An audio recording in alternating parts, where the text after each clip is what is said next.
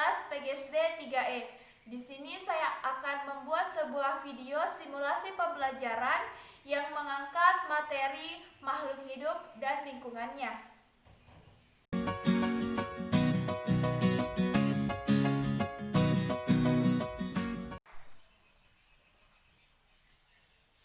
Assalamualaikum warahmatullahi wabarakatuh anak-anak.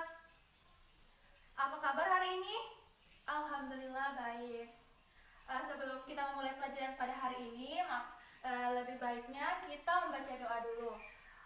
Silakan ketua kelasnya dipimpin. Anak-anak ibu, hari ini kita akan belajar tentang materi makhluk hidup dan lingkungannya. Ada 3 indikator yang akan kita capai pada pembelajaran materi makhluk hidup dan lingkungannya ini. Yang pertama, siswa mampu untuk mengetahui jenis-jenis makanan pada hewan. Dan yang kedua, dapat menggolongkan hewan berdasarkan jenis makanannya. Dan yang ketiga, yaitu dapat mengetahui daur hidup hewan atau siklus hidup hewan.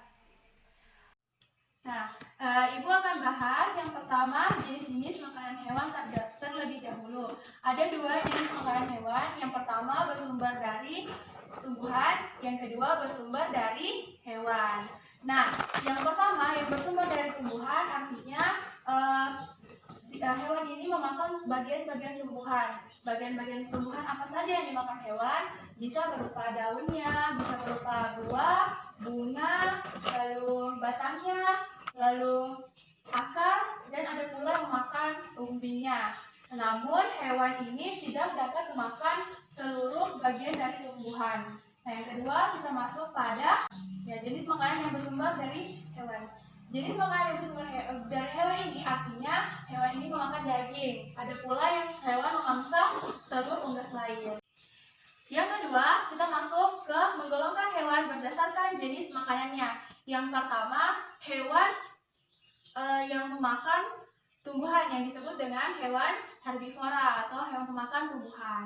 Nah, hewan pemakan tumbuhan atau hewan herbivora ini dia mempunyai ciri khusus. Ciri khususnya apa? Terdapat pada susunan giginya. Jadi dapat diperhatikan di bukunya masing-masing ada susunan gigi dari hewan herbivora. Kedua, hewan karnivora. Hewan karnivora atau hewan pemakan daging artinya dia akan memangsa hewan lain. Nah, untuk mendapatkan sumber makanannya, maka hewan ini akan berburu dengan cara menggunakan senjata. Senjatanya ini apa? Ya, menggunakan giginya yang sangat tajam. Pada hewan karnivora dapat kita temui yang hidup di laut, ada pula yang hidup di darat, dan ada pula yang hidup di udara. Yang hidup di udara contohnya adalah burung hantu. Burung hantu mempunyai kekuatan mencengkram yang sangat kuat dan kuku-kukunya juga sangat kuat ya, tajam, dan burung hantu juga mempunyai kemampuan penglihatan yang sangat tajam. Yang kedua, hewan karnivora yang hidup di mana? Di darat ya, di darat. Contohnya adalah harimau, singa, ya itu contohnya. Hewan karnivora yang hidup di darat ini mempunyai kemampuan berlari sangat kencang, lalu mempunyai gigi juga yang sangat tajam, ya. Nah, kalau hewan karnivora hidup di laut, contohnya apa? Contohnya ikan hiu, benar sekali, karena ikan hiu mempunyai gigi juga yang sangat tajam dan kemampuan berenang yang sangat cepat, ya. Nah, ada yang mau dipertanyakan sampai sini, sampai hewan karnivora? Serangga, ya. Kalau serangga atau disebut dengan insektivor, itu termasuk juga karnivora karena serangga juga memakan serangga lain. Ya, contohnya hewan karnivora yang lain ada kadal, ada jenis-jenis burung lainnya, ya. Baik. Yang ketiga, hewan pemakan daging dan tumbuhan atau yang disebut dengan omnivora. Hewan pemakan segalanya ini tidak memiliki ciri khusus karena dia memakan segalanya. Mengapa dia bisa memakan kedua jenis makanan ini? Karena dia mempunyai pencernaan yang dapat mencerna kedua jenis makanan ini. Nah, contohnya seperti tikus, lalu ada pula babi. Ya. Yang terakhir, Ibu akan bahas tentang daur hewan.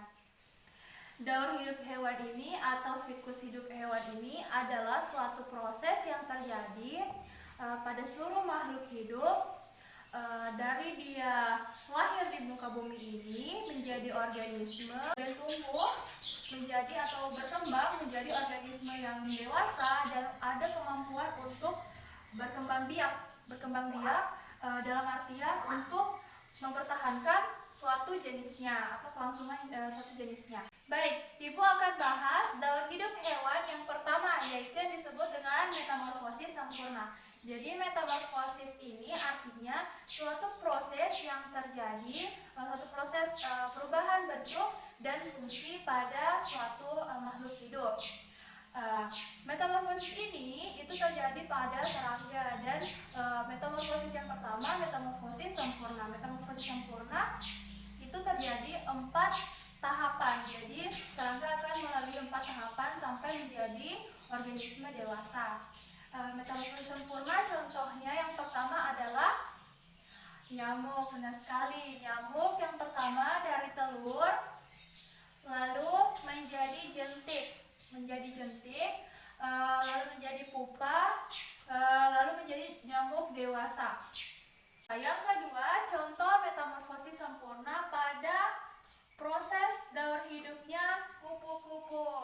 Yang pertama awalnya telur, lalu menjadi ulat, lalu menjadi kepompong. Nah, selama menjadi kepompong ini, dia akan tidur selama 12 hari lamanya dan menggunakan untuk membungkus dirinya itu tubuhnya itu menggunakan daun itu dia bungkus lagi menggunakan sutra. Nah, jadi kepompong ini menghasilkan sutra. Lalu setelah itu dia menjadi kupu-kupu muda. Kupu-kupu muda setelah itu menjadi kupu-kupu dewasa. Nah, yang ketiga ada tahapan atau daur hidup hewan katak. Ya, metamorfosis sempurna. Dari telur ini selama 12 hari akan menjadi larva, lalu akan menjadi kecebong selama 7 sampai 10 hari. Lalu sekitaran umur 4 minggu dia akan mulai bernapas menggunakan paru-paru atau lewat pori-pori kulitnya. Sekitaran 6 minggu dia akan memiliki 4 kaki dan akan disebut katak muda jika umurnya berusia 12 minggu. Lalu akan tumbuh menjadi katak dewasa dalam kurun waktu 16 minggu lamanya. Yang kedua adalah metamorfosis tidak sempurna. Mengapa disebut dengan metamorfosis tidak sempurna? Karena serangga ini tidak mengalami 4 tahapan. Nah, contohnya pada kecoa. Dia dari telurnya berbentuk seperti kapsul hitam dan ada memiliki gerigi-gerigi di sampingnya, lalu menetas menjadi nimfa 1. Nimfa 1 belum memiliki sayap, lalu tumbuh menjadi nimfa 2, ukurannya lebih besar dari nimfa 1, tumbuh menjadi dewasa 1. Dewasa 1 artinya dia sudah memiliki sayap. Kemudian tumbuh menjadi dewasa 2 dan memiliki ukuran yang lebih besar daripada dewasa 1 dan ukuran sayapnya pun lebih besar pula, lebih sempurna. Nah, yang ketiga, hewan yang tidak mengalami metamorfosis. Hewan yang tidak mengalami metamorfosis ini itu contohnya ada kucing. Dari induk kucing yang hamil, ya, lalu lahir di dunia berbentuk wujudnya pun seperti kucing. Itu disebut dengan tidak mengalami metamorfosis karena hanya bentuk ukurannya saja yang membedakan. Terima kasih telah menonton video saya. Saya ucapkan billahi fisabilil haq fastabiqul khairat. Wassalamualaikum warahmatullahi wabarakatuh.